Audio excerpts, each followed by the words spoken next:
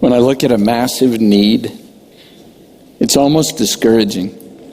I look at it and I think something needs to be done, but what can I do? I mean, I'm willing to give, I'm willing to serve, but what good is the little bit I can do compared to that huge need? Have you ever been there? Have you ever felt that way? Unfortunately, often that feeling results in doing nothing. Since the need is massive, since what you have is small, you give and you do nothing, and instead you hope someone with really big resources will tackle it. You hope Bill Gates will come along and throw a lot of money at that. Do that enough times, and you learn to ignore massive, huge needs.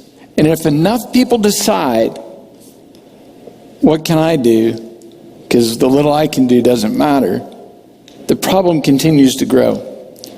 And I'm afraid the church has been guilty of that with race issues in America. Unreached people groups, abortion, kids who need a home and family, illiteracy, hunger, education, clean water, poverty, widows, elderly care, health care. Since the need is so big, we've thrown up our hands and said, leave it to someone else, or in many cases we've said, leave it to the government. In the story we look at today, Jesus and his disciples were faced with a massive need and very limited resources. This happened at a key point in Jesus' relationship with his disciples. Jesus had been leading them for some time. He had been teaching them how to do ministry, and now it was time for their first test.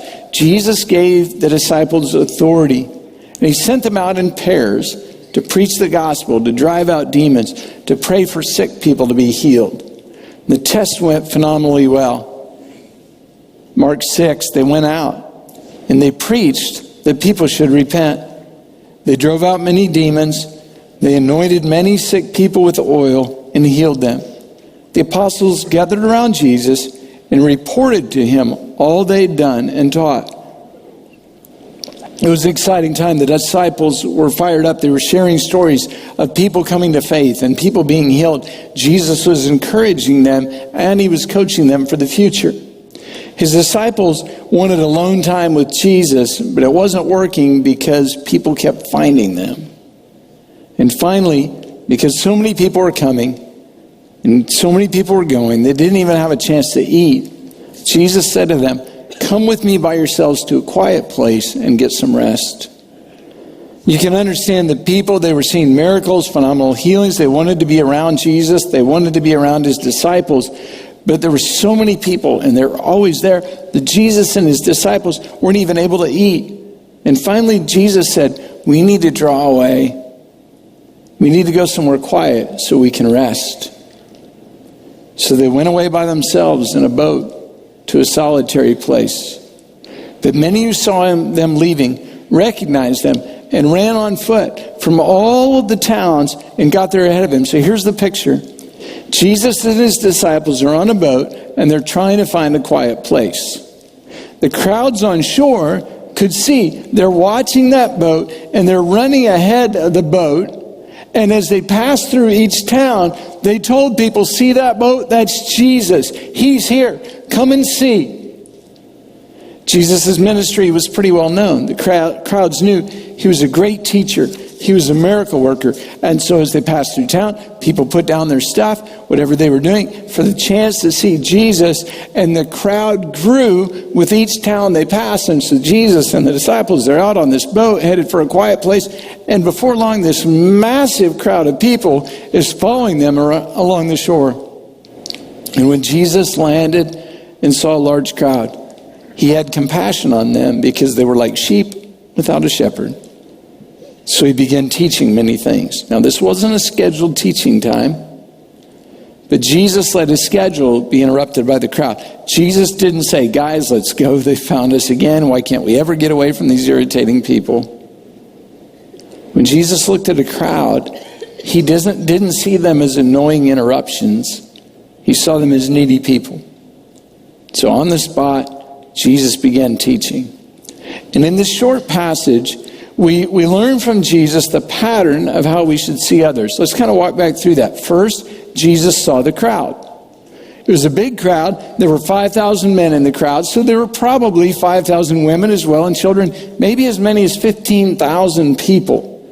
About the amount of people that can fit in Verizon Arena. This is a large group. And when Jesus looked out at that crowd, he didn't see just a massive humanity. He looked past the crowd. And secondly, Jesus realized the need. He saw they were like sheep without a shepherd. We've studied sheep. Some animals do fine without supervision. Sheep are stupid. They tend to get confused. They wander all over the place. That's what we are. We're sheep. We need a shepherd. Jesus looked at this crowd and he saw them as lost sheep. Not only did Jesus see the crowd and realize the need, but something else happened. The need affected Jesus personally. When Jesus looked on that crowd and he realized their need, he had compassion. He felt their pain so deeply, it became his pain. Jesus ached inside when he thought of their needy, hurting existence. And so Jesus responded to their need and he invested his life in meeting their needs. Jesus began to teach the crowd, taught them many things. It's not the only way to meet a need, but that's the way Jesus chose to minister to that crowd on that day. Now what follows, the disciples start down the same path of ministry. They're actually imitating Jesus and his pattern of ministry. They didn't know it.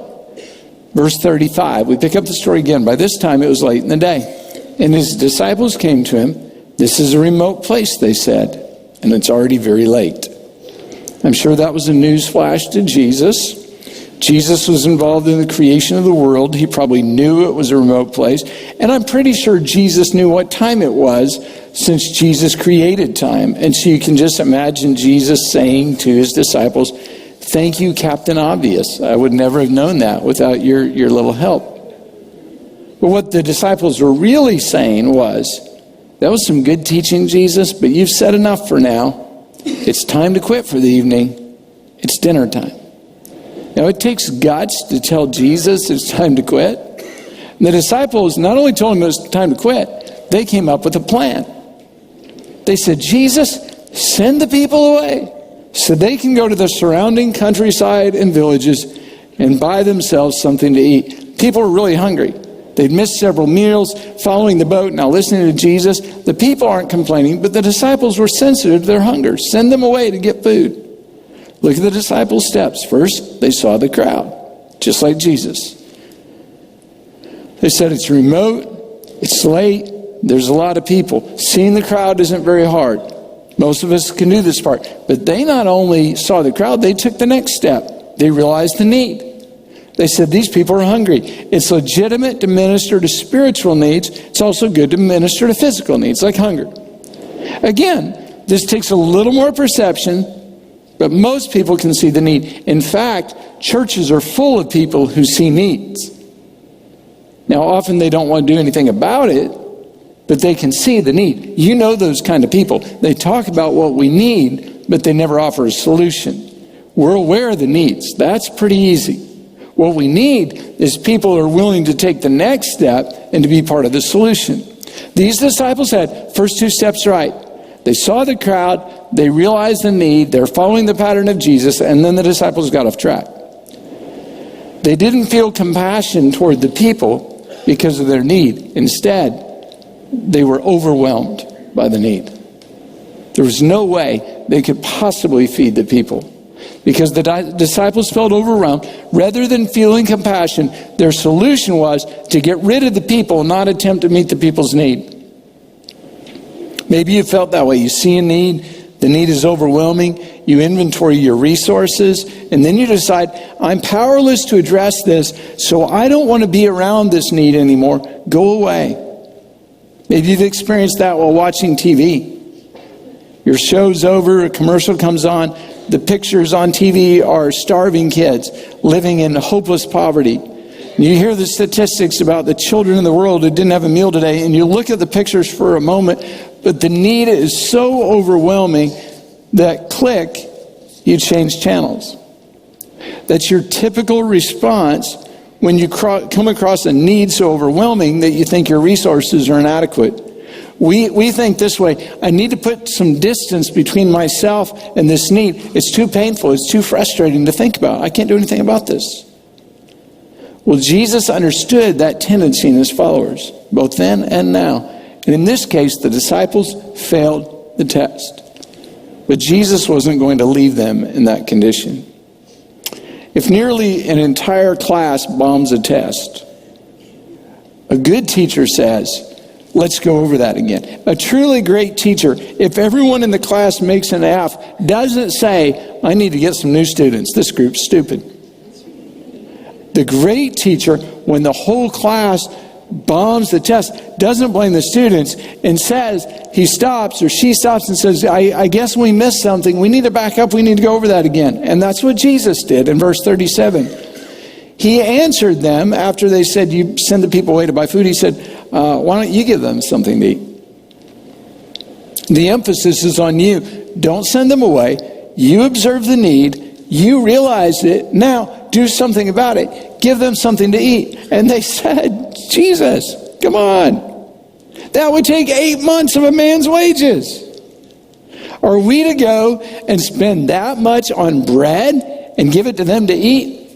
I mean, you can imagine the discussions among the disciples. I think he's gone too long without food, because there is no way we can. How are we going to give them something to eat? Anybody have an idea about that? Where are we going to find that much food? I mean, this is before Pizza Hut. They can't call and get something delivered. The disciples were stuck. They were overwhelmed by the need. And now that brings us to the question Jesus asked that we look at this week. How many loaves do you have? It's a key question in this story. What do you have? I know the need is overwhelming. I know you don't feel qualified. I know you don't feel like you're able to make a difference. But what do you have? So instead of focusing, Jesus says, instead of focusing on all the reasons you can't make a difference, change your focus. What have you got? Figure it out. How many loaves do you have? He asked. Go see. So the disciples started going through the crowd, looking for food, asking people, hey, you got anything to eat? Can you imagine? You're in a crowd of 15,000 people and somebody asks you that. If you do have something to eat, you know what you're saying? Nope, not me. I'm hungry too. Then you're like sneaking your Snickers bar and eating it. The whole point is the people didn't have any food. That's why they were hungry. But somewhere in the crowd, they found one little boy with a lunch. And we learned about this little boy in the book of John 6. The disciples came back from their search.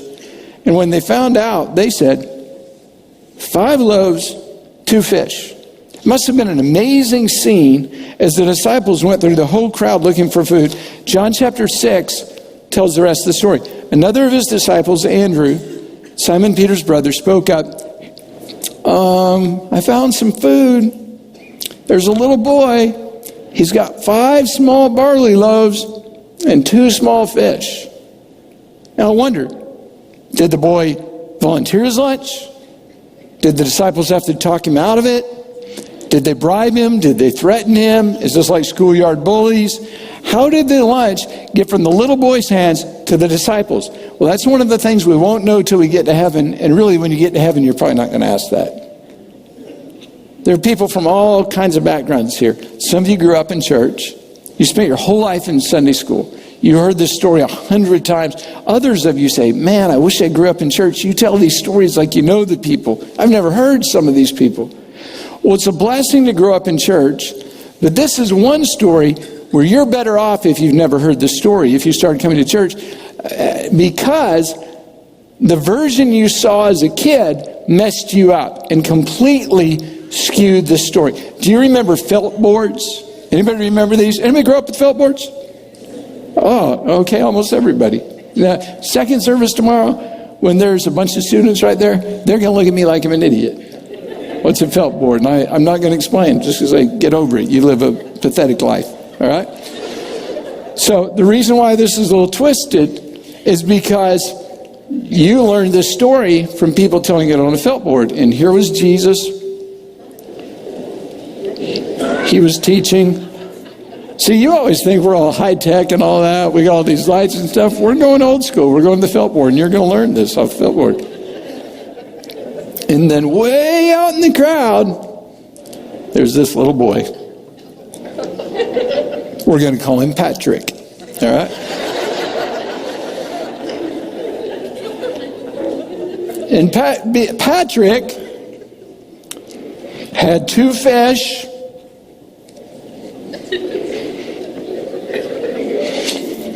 and 5 massive loaves of bread. Patrick had like 2 trophy marlin from the ocean that were bigger than him. I mean, the fish is bigger than Patrick. The bread is almost as big as the fish, and it's massive. And there's no way Patrick could hide his lunch. There's no way Patrick could carry his lunch. And so when they're looking for lunches, it wasn't, wonder if anybody has food. Everybody's like, look at the little boy over there. He's got so much food, he's not going to have a problem. Patrick has a truck full of food over there. I mean, he's got bread and fish. He needs another truck. Jesus, we got this one covered. Patrick was too young to drive, and so he rode in the back with the bread.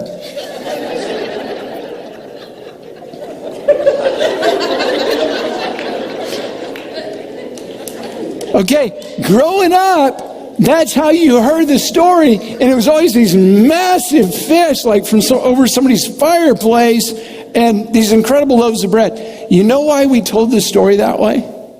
Or why they told the story to us that way? Because Jesus needed a little help. I mean, we gotta make sure it's a lot of fish and a lot of bread. That's not even close to the truth. This is one little boy's lunch. Is there a mom here that you would send your son to school with 2 fish bigger than him and 5 gigantic loaves of bread? No, don't take pictures of a felt board. You can't do that. It's a felt board. Okay, if you want to take a picture of the felt board. It's all right. Well, you wouldn't send your kid to school with more food than he could carry. You wouldn't send him with 4-foot loaves of bread. You wouldn't say, after all, son, I'm going to give you a lot of food and a semi to take it because you might need to share it with every other kid. The truth is, if you understand the culture of the day, these were most likely 5 little small barley loaves. As a matter of fact, I had them make me more to size, and you wouldn't have been able to see it on the felt board, so I gave up with that. And they're only 1 or 2 bites each, a little bit smaller than a cracker. 5 barley loaves, and the fish were probably like sardines. Now remember, there was no refrigeration then. So to keep fish, you had to smoke them in salt and cure them. So what we're dealing with is an old-fashioned Happy Meal.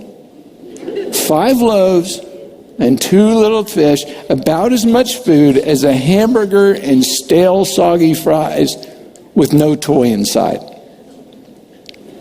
The reason the makers of the Sunday school material exaggerate the story, because Jesus has got to feed a lot of people with this lunch. So they helped him out by saying, Jesus, we don't want you to have just a Happy Meal. Jesus, we're going to make sure the miracle is possible. So we're going to give you loads and loads and loads of food. So it's possible for you to pull this off, Jesus. That's how we are told the story. It makes it just a little easier for Jesus. It's going to take a miracle anyway. Might as well get it right. It's just a little bit of food. Now, why did this boy still have his lunch? My theory is maybe his mom packed something he didn't like. He may not have liked sardines. I hate sardines. I wouldn't eat sardines. I'd rather go hungry. I think that happened. He hated it when his mom packed those for lunch. So even though he's hungry, he wasn't going to eat that. So he just carried his lunch around looking for somebody to trade with him. Either way, 5 loaves, 2 fish, that's all there were. Not even a ding-dong for dessert. It's just this. Here's my point. When we see a need, especially when the need is massive, our response is often the same as the original followers of Jesus. We look at the size of the need, then we take a personal inventory. We take the inventory, what we have always comes up short. The need is too huge for what we have. How are we going to make a difference with this? We see the need, But what do we have that can touch it? We don't have what it takes. It's overwhelming. And Jesus says, wrong question. Stop telling me what you don't have. Instead, tell me what you do have. The question is not, what don't we have? The question is, what's in your lunch bag?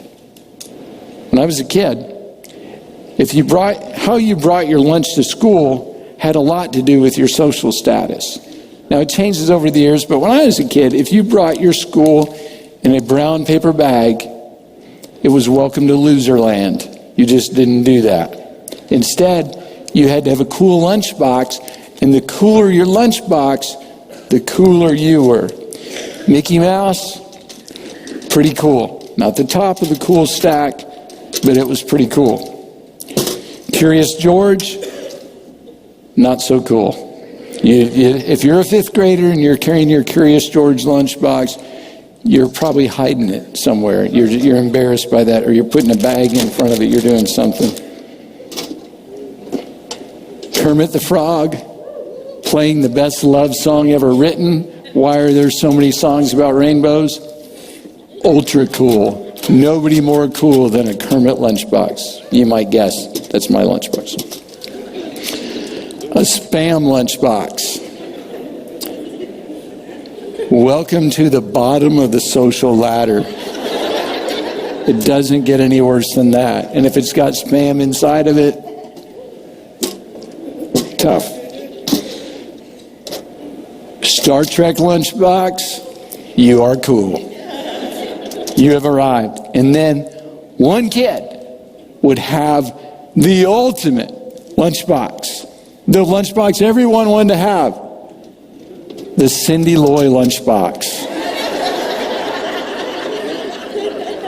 And if you were lucky enough to get the Cindy Loy lunchbox, you were king of the cafeteria right there. And you didn't get to see this, did you, Cindy? Oh, it's awesome. It's a great picture. Should I get a close-up so you can see what picture it is? Here, let's see if we can get a close-up, because we took this from an event like 3 years ago or something. Isn't that great? Isn't that cool? Would anyone like the Cindy Loy lunchbox? I'll give it away. All right, Wilma, come here. I'll give it to you, Wilma, since you've been taking pictures of the felt board. Here's the official. You are now the coolest kid in the cafeteria. Enjoy that.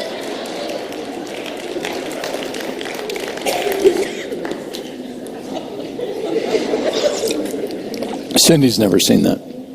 When we got to school, we'd trade, we'd compare lunches and trade. We'd walk around seeing what other people have and who wanted what we have. When the need is great, even overwhelming, Jesus asks, what do you have? What's in your lunchbox? And you look in your own, you say, Lord, this is all I have. This isn't any good. You might play the comparison game.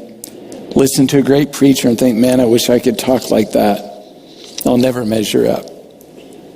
On a personal level, we spend way too much time looking into other people's lunchboxes instead of saying, what do I have? Maybe God can use this to make a difference. One person says, well, I'm not much of a teacher. I'm not good at it. I'm a good listener. I'm a terrible talker. So Jesus answers, so what do you say? You're a good listener? What about pastoral care ministry? You don't have to be a good talker to visit people in nursing homes. Just a good listener. Jesus says, there you go. You've got it. You just discovered something in your lunchbox that'll make a difference. Somebody else says, well, I'm not a people person, but I love working with computers, technical stuff. Do you have any idea how many people work behind the scenes for us to have this service? There are people sitting behind soundboards. There are people locked in little video rooms and people running cameras and running screens, people driving shows. I could go on. They don't want to be in front of a crowd, in front of a microphone. They have a totally different expertise. And at some point along the way, those people said, Lord, I don't think there's much. I don't know if you can use it, but this is what you've put in my lunchbox. And it would be great if you could use this to minister to others. That's approaching it like this passage would have us do. Jesus says, how many loaves do you have? Look in the lunchbox. Let's see what they're. Our resources will never be enough to meet the needs around us. So Jesus is waiting for us to come to the end of ourselves and offer what we have to him. And I wonder what it was like. Did the disciples draw straws to see who would take this little lunch to Jesus? Did they think it'd make any difference?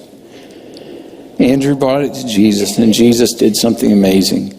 He directed them to have all the people sit down in groups on the green grass. So they sat down in groups of hundreds and fifties. Makes no sense. Jesus said, get them all organized in little groups, 50 and 100. We're about to serve the meal. Now, if I was a disciple, I would have said, you show me the food, and then I'll set the people down. Because Jesus, we have enough food to sit the people in a group of one. God consistently does that in our lives. God says, you risk embarrassment.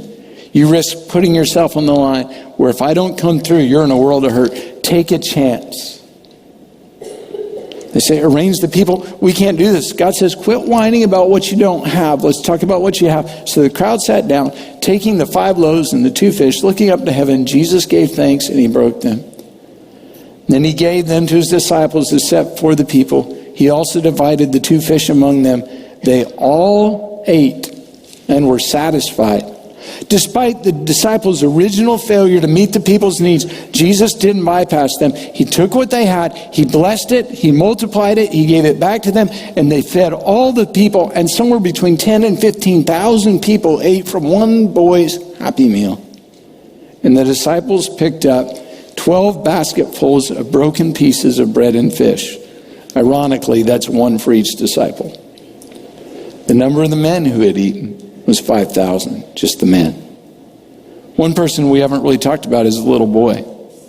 Regardless of how enthusiastic he was about giving up his lunch, he did it. Someone came to him and said, Jesus needs your food. And maybe he just thought Jesus was hungry and needed it. Who knows? The point is, this little boy gave all he had. Despite everyone else around him being overwhelmed by the need, he said, it's not much. I don't have much, but if Jesus wants it, here it is. He can have it. And when he gave his little bit he had to Jesus, it was the seed for a miracle. And my question for you today is, what's in your lunchbox? I'm not asking about the size of the need. What do you have to give? What are you willing to do? Do you have time? Do you have energy? Do you have money? Do you have talent? Do you have passion? Do you have love? Can you change a diaper? Can you listen? What have you been holding back because the need seems so overwhelming and what you have seems so small? Jesus says, bring that to me. We have the tendency when we're faced with an overwhelming need to do nothing. Jesus says, let's see what you got. I can use that. Are you willing to give what you have? When you give what you have, watch God multiply it in amazing ways for his kingdom. God wants to use you. God has a plan for you. Even if you feel like you have nothing to give, he'll take the little bit you give and he'll use it to make a huge difference. I want to share with you an overwhelming need, one that we can't avoid. November, I was watching the news when I saw a story that broke my heart. The story was about child hunger in the state of Arkansas. Shouldn't have been a surprise to me. I should have known. But somehow, over and over, I'd walked away from an overwhelming need. And I didn't realize how desperate it was. Let me run through the statistics. Arkansas is the hungriest state in America. Last year, 21.2% of households were at risk of hunger. 111,771 students in Arkansas qualified for the free lunch program. That's 23.5% of all school children. For many of them, the only full meal they get is at school. 1 in 5 school children in Arkansas don't have an adequate meal when they go home at night. 45% of Arkansas food assistance recipients are children. 28.4% of children in Arkansas are food insecure, meaning that consistent access to adequate food is limited by a lack of money and other resources. 3 out of 10. Arkansas has the 4th highest poverty rate in the country. Over 19% of Arkansans lived in poverty. The latest statistics are 2013. Look at this. More than 1 in 4 Arkansas children are living in poverty, including 60,708 children under the age of 5. 60,708 children under the age of 5 living in poverty in Arkansas.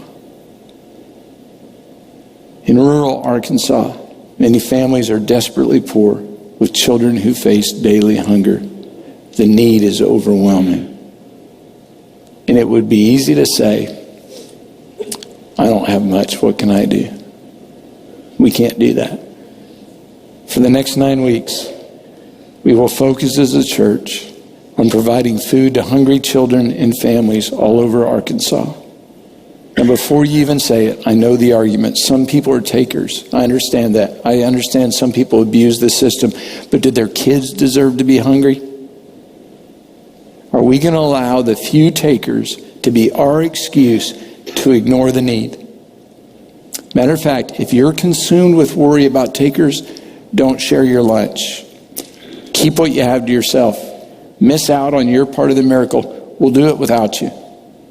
Instead of focusing on takers, we're going to focus on the people who are in desperate need. And we're going to understand there may be a taker along the way, and we're going to be okay with that. We're partnering with amazing people across the state who are already working hard at feeding hungry, but just don't have the resources. And the little bit we have, the little bit you have, is going to become a miracle, and we're going to feed thousands. We've set some huge goals in response to God's direction. It's another one of those moments where it feels a little overwhelming to me, but I believe it's what He's put in our hearts. Today, we're taking a special offering to begin our Share Your Lunch initiative, and our goal is to provide at least 300,000 meals in one offering. Here's how we're going to do it. Pack-a-Sack is a nutritious meal for an entire family. It's pre-packaged. The food banks love this. All you have to do is boil water, and you get a great nutritious meal. It's simple to prepare. It's inexpensive to give. It's our version of loaves and fishes to feed a multitude. Here's how much it costs. 25 cents provides a meal. You can feed someone who's hungry for a quarter. So I know you can do math, but let me do it because I think it's fun. $2 is 8 meals. $20 is 80 meals. If you give $100, it'll provide 400 meals. $250, 1,000 meals. $1,000, 4,000 meals. $2,500, 10,000 meals. $5,000, 20,000 meals. $10,000, 40,000 meals. This afternoon I started thinking, wouldn't that be awesome? $25,000 provides 100,000 meals. That's a good deal. And because of generous sponsors who are underwriting all the costs of this initiative, every single penny you give for food will go to food. You're not paying for t-shirts, someone else did. You're not paying for posters or signs or gas to deliver the meals or trucks. Everything has been sponsored by people who love children and want them to be fed. Now, in addition, there's an insert in your bulletin. You can look at it. Every week for the next 9, you'll be asked to bring a different food item to the church. And then we're going to distribute the food to food banks and churches across Arkansas. We've identified places literally all over our state in need of food. We're working with incredible partners who are committed. You ready for the goal? In 9 weeks, our goal is 10 tons of food. That's 20,000 pounds of food. That means we need some of you to bring some of these giant French bread things because they weigh like 100 pounds. 20,000 pounds of food. You say, well, Pastor Rod, that's not possible. I think it is. I think the same God who took one boy's little lunch and fed 15,000 can take the little bit we have and can multiply it to feed hundreds of thousands of hungry kids across our state. We can't sit back and say the need's too big, too overwhelming. We've got to do something. 20,000 pounds is a lot of food. So help us. Share the need. Share the need with friends and coworkers and classmates and family members. And every time you go to the grocery store, add food to the hungry to your list. You say, Pastor Rod, well, everybody I work with are sinners. Good, we'll take sinners' food too. It'll be just fine. We're going to feed the hungry. You say, well, I don't have much. I can't give much. All I have is a little lunch.